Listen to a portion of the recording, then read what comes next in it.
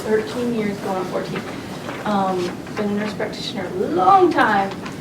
Just slowly stepped into hormones, seeing the needs.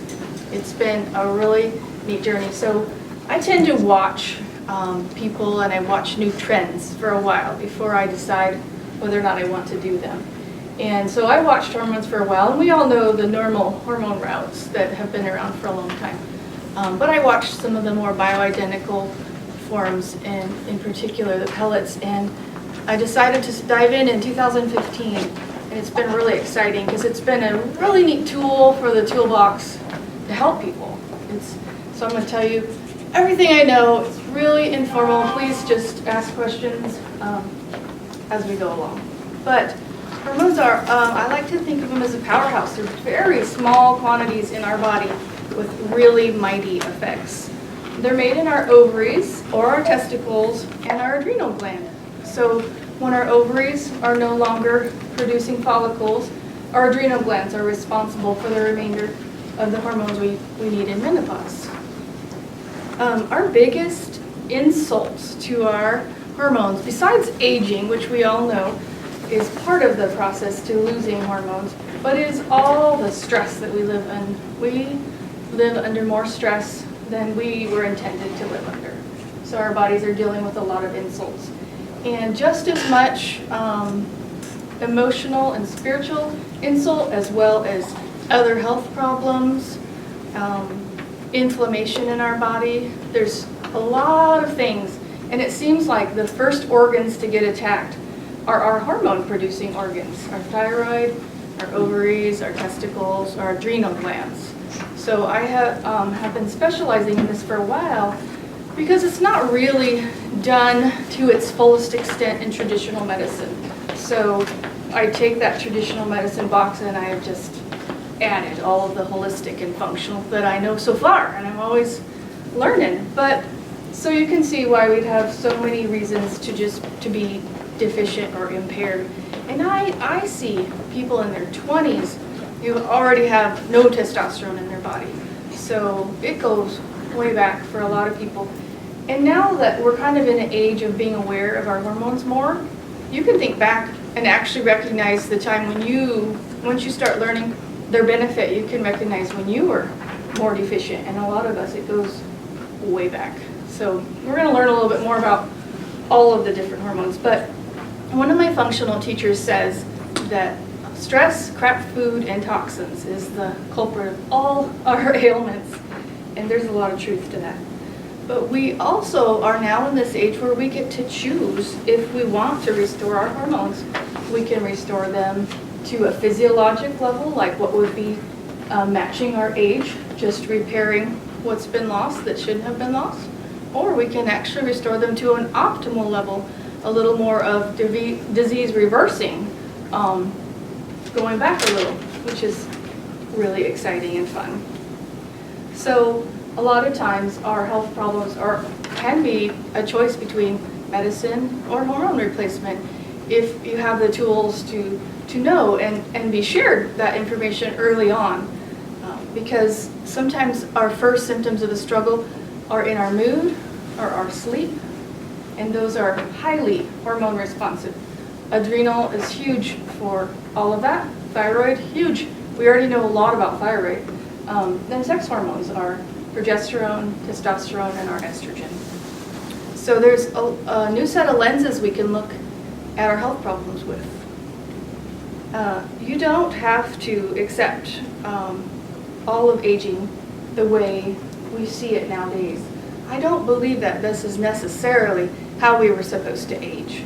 So you get to change your view of aging. You don't have to accept that it's all going to be downhill. We don't have to accept that. That's a frame of reference that we've just adopted from our culture, or that it's all going to be tough, or I'm just not going to be able to sleep, and that's just how it is. We don't have to accept that framework anymore. We just have to find new tools and new lenses and a new way to get help.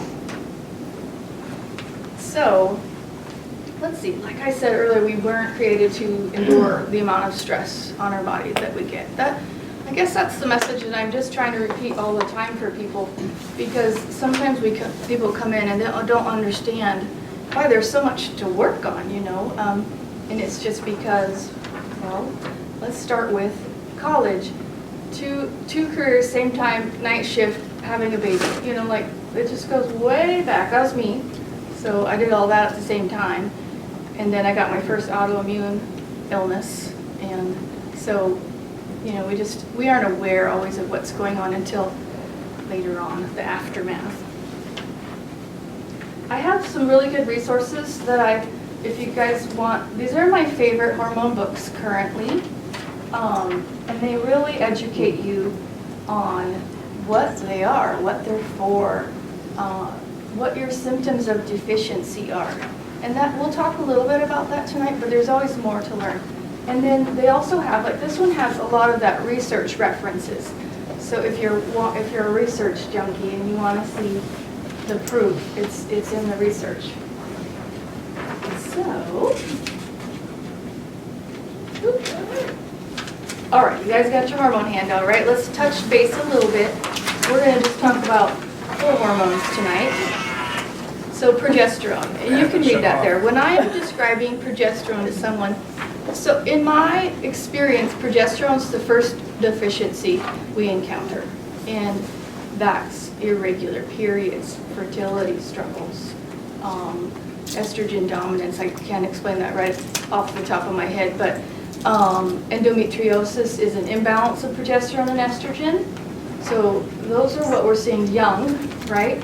And then it just carries on into sleep problems and some anxiety. I see progesterone really helpful for calm. So when I describe progesterone, I say it helps you sleep and it has calming for you. And that's almost across the board, your benefit. If we were looking at your physiology, so if we think we're trying to come back to an optimal hormone status, you would have a basal, like a consistent level of progesterone the first half of your cycle. You'd spike at ovulation and come back down. But you had progesterone the whole time. And so it has so many benefits. It's one of the only things we can get from the pharmacy now, plant-based. Everything needs to be bioidentical so it doesn't create inflammation in your body. And so progesterone, it's like wonder drug, one of my faves. Everybody, if you aren't allergic to peanuts, you can do the pharmacy one. If you're really sensitive to medicine, then we'd get you a compounded one. We'd create you a special one. So progesterone's amazing, love it. Estrogen. So let's see, I'll let you read that part. When I'm describing estrogen to someone, as far as replacement, it is your irritability improver, it's your anxiety improver, sleep again, and those would probably be the most, obviously hot flashes. I didn't need to say that one. It works really fast and helpful in all those realms. It is absolutely, well, hot flashes can be caused from a couple reasons, but if they're from estrogen deficiency, just a little estrogen and your hot flashes are gone. So let's see, sleep, mood, hot flashes, those are the top three. There's a lot of other benefits of estrogen. You've heard these because we hear a lot of this in the media with the heart and the bone health. So, so that's the starting point on your estrogen. And then testosterone is like a secret weapon. A lot of people don't know that women need testosterone. I test, anytime I get a young gal I'm testing for something else, I'll always check their testosterone just to get a baseline. And it's fascinating to see how much they have in their teens versus as we go through stress of life. I'm going to call that, instead of aging, go through stress of life. That's my new word.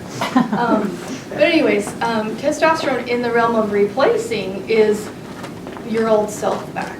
It's really amazing, your old self. It's also muscle mass and endurance in the day, energy, calm, and absolutely sex drive. If you don't have a sex drive, you do not have enough testosterone, most likely. There could be other things too, but it's totally sex drive related as well as responsiveness. But you know, even if that isn't a realm that is of need or concern, it is strength and energy and endurance. And in the end, it helps with your body sculpting, like you burn more fat, gain more muscle, you know, that business too. So it is actually bone health. It's totally bone health. So you run into this problem where research is primarily funded by pharmaceuticals. You guys know that probably, right? And so you primarily, I don't bash it because at least we get some research, but it's all about whatever drug is being attempted to be marketed, right? So then they have mass marketing and media campaigns just to support or fight against their opinion or position, right? It really clutters the water for us to get truth and honesty in what we need. So there is research that is done. It's just not as much, but on bioidentical there is research, and it's exciting. It's protective. It has far better numbers of like benefit and less risk. It's just exciting. So if you dig and you can dig it out appropriately, you can find a lot of pro hormone information. And I'm not afraid to talk about the anti. I'm happy to talk with you guys about pros and cons. It's actually on my list to talk to you about in a second. So then so that's why we haven't heard about testosterone. There's no FDA drug for testosterone for women. So that's why you haven't heard about it. But it's been being used in women for like 50 years. And so I've been using it for a few years now. Love it. It's exciting. It's a whole new realm for you. And it's super safe. Super safe. DHEA. This is one you might not have heard about. I did throw this in there because if you don't work on anything, I maybe would want you to work on your DHEA. So that is made by your adrenal glands. So you always need to remember your adrenal is your top powerhouse, and then thyroid below it, and then sex hormones. And they're all influenced in cascade by the one above it. And then guts influences, gut health, GI health influences all of it. So adrenal, driver hormone, okay? So cortisol, we already know our adrenal glands make cortisol, and that's super important for life. And too high is bad, too low is bad. It has to have a rhythm. But DHEA is also made by adrenals, and I think it's particularly easy to boost, and it metabolizes into testosterone. Win-win. So yeah, so it's a good one. So you can read that part about it there. Questions so far, or you want to save them till the end? What would you like? Cool. Yeah. Okay. All right. Risk benefits. So we talked about benefits pretty well, right? And we're going to talk about forms of replacement in a moment. So risks. So we talked about how research is dependent on drugs a lot of times. Okay, but there is a lot of research on bioidentical, and you just have to look for it. This is your book for that. I was trying to say two things at once. I should have brought my consent form to show you. I like to list them all out for people, like the risks. So let's just talk about the ones that everybody's worried about. Cancer. So it depends which study you read, whether there's actually a risk of cancer or not, right? So that isn't very reassuring one way or another. So I'm going to give you my take of the overview of the research is that synthetic progesterone is the biggest cancer risk of all of them. So not estrogen at all. It's synthetic progesterone.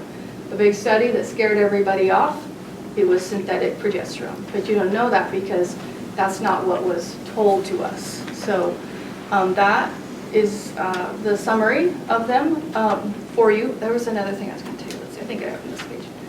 And also I want you to know that there's a lot of evolving belief that hormones actually don't cause cancer. It's if you have cancer, it can feed it, if that makes sense. That's how we view prostate cancer now, and it's how estrogen cancer is estrogen receptor breast cancer is being viewed as more and more that didn't actually cause the cancer. It's just fed by estrogen, just like it's fed by sugar. So it's really a personal decision. You have to feel like you've done your homework and that you feel that for you individually, based on your personal history and your personal struggles, that you feel like it's a pro for you. So I'm very much about being individualized about it. I have zero concern of risk about testosterone, progesterone, DHEA. I have no risk concerns about estrogen, but I will fairly evaluate them with you. And if you have concerns, then we just don't do estrogen. All the others are going to boost your estrogen indirectly. So it's really customized, and it's really okay to feel better. And you really don't have to accept everything with, what did I say, stress, wear and tear, or something like that.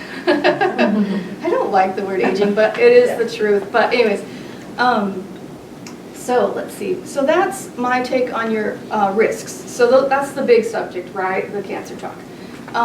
Blood clots, not a concern with anything except it's the unknown on estrogen, right? So if you've had a clot, it's probably not in your best interest. Just estrogen, progesterone, testosterone, DHEA, all the other things are fine for you. And like I said, there's a lot of crossover. And there's so many ways to improve how you feel. I wanted to tell you that something I see all the time is we sort of accept a level of decline as normal. And I don't know where we learned that, but we just think that this is how it's going to be. And so I guess if I inspire any bit of hope tonight, that if there's some big things you struggle with, or just an overall sense of or fatigue or fog, please, let's do something. We can pick a safe, exciting, doable option for you. You don't have to accept everything. And we're, as women, we drive ourselves, right? Drive. We've got to do everything for everybody. And then when we finally maybe think about us, it's 20 years later than we should have been thinking about us. But it's still not too late, So we're all in this together. We need each other to help each other out. So that's what life's about. So I think, okay, I covered the two big concerns of risk. And then all the others are just small potatoes that we can talk about anytime. It's like you might grow a little extra peach fuzz, or you might have acne, but not likely. Things, small potatoes, okay? I'm happy to go over those with you. I think they're actually on the website. Under forms, there's a hormone consent form. And you can read through all of the risks and benefits if you have more questions or more ideas or thoughts. Even cardiology, I've had quite a few guys lately getting testosterone, new guys that have had like bypass and heart arrhythmias, and cardiology is fine with them getting testosterone. I've gotten clearance on all of them. I haven't been stopped on any of them. So that's pretty cool. So like I said, it's a very personal decision, and it needs to be informed and specific to you, your goals, and your situation, your body. But hormones are such a blessing. I had no idea how many lives I would get to influence in such a great way.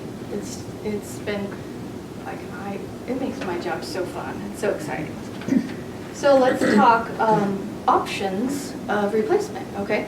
So DHEA, I'm gonna start with that one, is primarily oral or cream. Okay, so that's liquid or drops, or liquid or pills, cream, or we can put it in a vaginal compound too. So that one's pretty simple, and that one can be checked in your blood. That's easy. All of these can be checked in your blood, but progesterone, I only check in the blood once. It's not a really good blood test, but I check it once to show you that you're low, but it's not a good one to follow on blood. The rest I will follow on blood. So it can also be done urine, saliva, but it's nice to use our insurance sometimes when we can, because there's a lot of hormone replacement that isn't covered by insurance. So like your DHEA won't be covered by insurance. That'll just be something you're buying at the clinic or the health food store. Okay, so creams. Everybody's heard of bioidentical creams, right? That's something you apply on your forearm or your thigh or your feet, depending who orders it for you. And it can be a combination of anything that you need customized to you. It can be applied nightly and sometimes twice a day. So that's probably the most aggravating if someone can't remember a cream. It's a little harder than pills to remember. You gotta rotate sites. Not covered by insurance, about $60-ish a month. Slow. There's a pro to being slow sometimes, and then there's a con to being slow sometimes. So we wouldn't check you for 3 months. We would let you try to be building your dose up. It's a slow rise, a slow saturation, but it's still happening. So that's the cream story. There's vaginal specific treatments. So I do creams arms, right? Because vaginal stuff is messy. If I can avoid it, I try to. But when we want just vaginal specific treatment, like for building up the pelvic floor, or just helping with sensation, or say you just don't want to do any form but just a little down there, then my preference is little trochees. They're like a gumdrop that you insert. They are not full body effect. They're very localized, and they can be used to help with your sensation and arousal and the whole completion of sex, or just building up that pelvic floor from normal aging. So what else? They can also really help you prevent from getting multiple urine infections. So as we lose estrogen in our tissues down there, it becomes more susceptible for our normal bacteria to travel up into our bladder. So I use vaginal treatment for that. Absolutely. Plump up the tissues, make them all work better. Wonderful. Helps with dryness. Now any form of hormone replacement should help with dryness. Cream, pellet, vaginal. Dryness is a big deal. It makes us sore and it makes our intimate lives miserable. So, Faylene, was that the DHE that you were talking about? Vaginally? Yeah. No, it's a combination of whatever we decide. So all of these. I usually do testosterone, DHA, and estrogen. Okay. Or some combination of that. Okay. And when you say build up the pelvic floor, do you mean like strengthen it? Yes. Like the muscles and? Like the tissues. The tissues. Okay. Yeah. If anybody's had a hysterectomy, I really feel like we need to do that work just for maintenance too. So, but like I said, you can get the same benefit from cream or pellet too, but sometimes it's not enough, or sometimes you didn't want to do cream or pellet. So pellets is my pet favorite, just because I am just as instant gratification as the next person, and I want it like fast, you know. So that's why I love pellets. So let me talk you through pellets. It's different. It's actually like been done for like 50 years. It's another one of those. Just hasn't been in our area. It's like heavily in the country, just we're new. I've been the front runner in the area for it.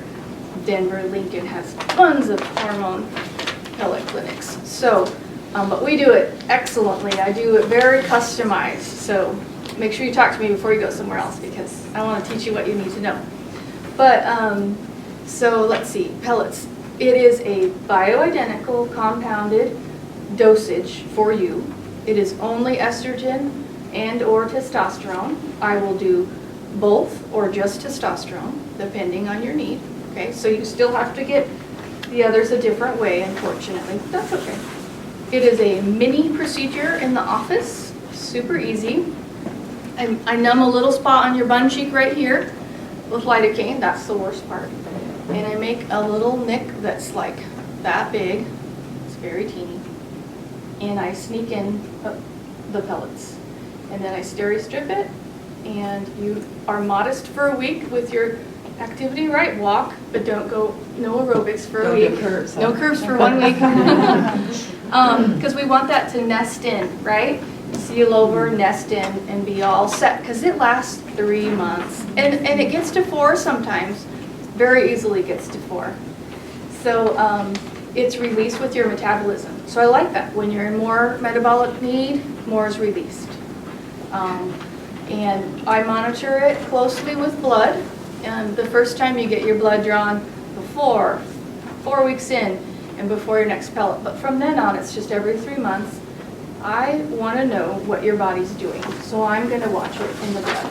And that's how I'm double checking myself and you. And then it can extend from there to different varieties of options of how we do it. What I like about it is, like, your hot flashes are gone in like 1 to 3 days, but I'll tell you 7. And the sex drive and the testosterone benefit is this nice lilt up. It's not as dramatic as the estrogen snap, but it is a nice lilt up. And you just watch yourself. If you're a good observer of your own body, you'll notice that you have more energy at the end of the day. You are a little more interested in your spouse, and your mind is a little bit, you're calmer, and your mind is a little like sharper, because all hormones work on mind. Adrenal, thyroid, sex hormones, all of them affect the fog and mood and sleep. But so that's the like nitty gritty about pellets. They're $300 and an office visit lasts 3 months. So you're going $60 cream, like $100 a month pellets. So it's pretty close. So, but it's really custom to what you want to do. You know, that's what I'm here for. Is helping Are they you. usually Yes. covered by insurance? No pellets and no creams are covered by insurance. Insurance doesn't cover things that work. Right. Yeah, they'll cover your sleeping pill, depression pill, and your Yeah. anxiety pill. Uh-huh. But, Oh, yeah. yeah, Cover them. but Yep. not your thing that is probably causing all of it, yeah. Right. So, that I think is all the pros and cons of the main routes. I'm not a big fan of oral estrogen. I will let some people use it sometime, but oral hormones equal inflammation sometimes, primarily estrogen, because it has to go through your liver. So I will only use it when you force me to. Let's see, patches. I don't mind estrogen patches, but they're only estrogen. Another thing I run into is once we hit 65 in Medicare, insurance doesn't think we get to have hormones anymore. So, so go back to your creams and pellets. So, yeah. So what else? What are you thinking? What's your question?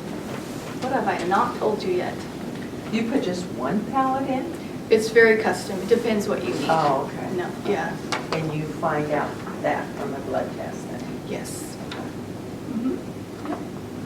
You need a lot. I know. Being around you, I know. So what happens to your body when you put the pellets? So you would just lilt back into where you were. Wouldn't be sudden. No, it would not. I would not age 20. It's just like when your Botox wears off, it doesn't just all cave in. Yeah. So Faylene, I have a question. Like, I wanted immediate relief, so I'm like pellets, pellets, pellets. But down the road, once I'm like where I need to be, can I switch to You creams? absolutely can switch any way you want. Okay. Yeah. So I do want to get you to goal and get you feeling good and get you kind of balanced. 2 years, about 2 years. And then it's kind of up to you. We can switch to cream and see how you feel. And then I have some ladies that do cream, and then once in a while they'll get a pellet to give them a little boost. So can you actually do pellets for the rest of your life? Absolutely, yeah. Sounds daunting, doesn't it? But yes, you can. Hey, it's better than the alternative. It is good to Yeah. feel good. So would it be correct to say that it doesn't matter what age you are, that Right. hormones would be beneficial? Right, there is no reason to, even if you haven't had them for 10 or 20 years, to not have some. We may be more cautious at building you up and not try to pop you really hard with it. But yeah, you know what? They're doing really neat research that they're giving pull with dementia, testosterone pellets. There's no, I've treated 70-year-olds for their first visit, with it. It's dramatically helpful. The biggest interference with your benefit is if your stress level continues to be extremely high. So your hormone receptors compete. Cortisol competes with all your hormones. So if you have tons of cortisol surging, your testosterone's going to sit out there in your blood waiting for its turn. So it's still there, but anyways, I did want to tell you guys that, so I'm glad. But yeah, no, there's no age limit. Absolutely. It's kind of exciting to see someone who's completely worn off for lots of years and then get hormones, and then they realize how many years they had this decline because now they feel like this, Did you have something else to say? Oh, okay. So what do you feel? I mean, what's it make you feel like? You just feel like your old self again? What if I don't want to? No, it's usually just clearer, calmer, energized, and sex is different and new. What if you forget to put the cream on the arm one day or something? That's fine. Oh, Just okay. catch it the And next say day. that thing about 65 again. There's no reason to not treat. But you said that the Medicare, if you were on patches or pills, the two things that are sometimes covered by insurance. And it's not covered by insurance at 65? No, they don't think. You don't need hormones then? No. Well, I'm too old for it. No, we're not 65 yet. What did they, yeah. I have, my thyroid's bad, Yeah. so, would any of these help, does these all help, or? For your do I have to thyroid? have a- Yeah. So thyroid It's just not. is a whole different talk, and you should come see me. I'll probably give the talk next year, but I started doing community talks at Prairie Arts Center. I charge a whole $10 to come, so you're invested. But I'm going to do thyroid next So year. it's a different treatment system than this then? Okay. But it's still exciting to treat your thyroid. So I definitely do thyroid different than traditional medicine by far. And different ranges, different tests, and different treatments. I, Well, I'm of on course, thyroid pills, do normal so- treatment too. It's a combination. Yeah. I also have only half a thyroid, so. You do what with thyroid?